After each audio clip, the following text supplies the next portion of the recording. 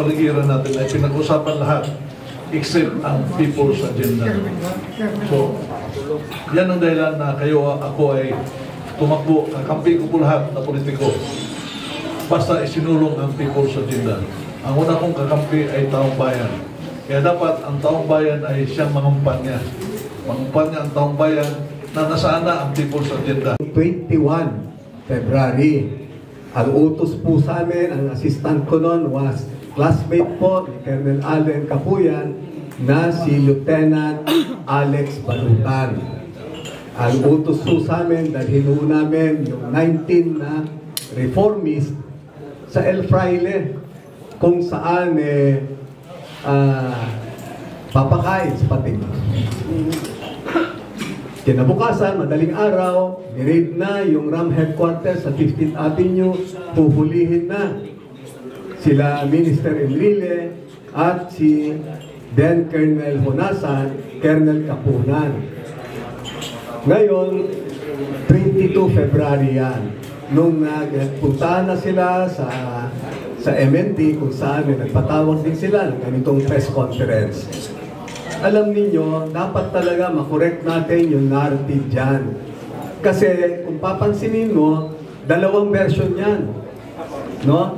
Pag tinanong mo yung grupo nila then Minister Enrile, sasabihin nila, it was a civilian-backed military revolt. Pag tinanong mo naman yung grupo nila, the late Butch Aquino, sasabihin naman niya na it was a civilian, a military-backed civilian revolt. Pero pag tinanong mo yung Ariel Querubin at yung Lieutenant Alex Balutan, then Lieutenant Alex Balutan, it was an aborted coup. Ngayon, nandyan na, tapos na yan. Ano bang saysay na ano? It was a God-given, godless people power revolution. Di ba? Binigay sa atin ng pagkakataon na ito para tayo mag-unite. Yung aking hindi pagpirma ay may kulay. Paglilinaw po sa lahat, kilala ko ang Duterte family, pero hindi ako malapit sa kanila. Kilala rin natin ang mga sa administration, pero hindi rin ako malapit sa kanila. Yung pong hindi ko pagpirma, problema ng ating bansa, yung corruption. Now, kung halimbawa po, pa-impeach natin si VP Sara, mariresolve ba yung malaking problema na nakikita doon sa maling paggamit ng pera ng taong bayan? The answer is no. So, hindi ibig sabihin nito ay sa party ko, pinoproteksyon ako si VP Sara or sinungaling. Gusto ko na rin i-announce sa ating mga babayan, yung mga humingi ng tulong kaugnay sa medical assistance. Paumanin po, wala po akong pondo para sa medical assistance para tumulong sa inyo. Paumanin po. Ano yan, sir? Epekto ng hindi pagpirma yan? Ayaw ko pong mag-speculate kasi wala akong ebidensya na pinatang pondo ko na pantulong sa mga kababayan natin.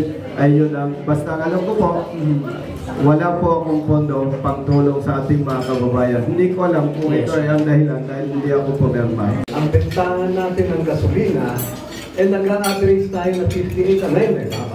58, minsan umabot ng 60. Kasi 6,000 barrels lang ang nakukuha natin dahil nga sa nare-restrict tayo, hindi natin dapat dahil may sovereign rights tayo dito, tayo dapat yung nag-explore, exploit, nag-harness ng mga resources dito. Kasi kung mapanindigan natin ito, pati ekonomiya natin gaganda. Anong ibig sabihin niyan? Yung nagkaroon ng saro ang pundo, itapon sa baba, wala pa yung proyekto.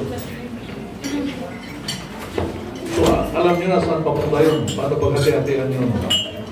So, 91 billion or 90 billion for the last 2 weeks for ang program funds.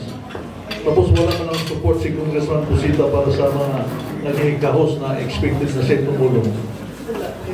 5, 6, 7, 8, 9, 10! Palatakan po natin! Isa doon!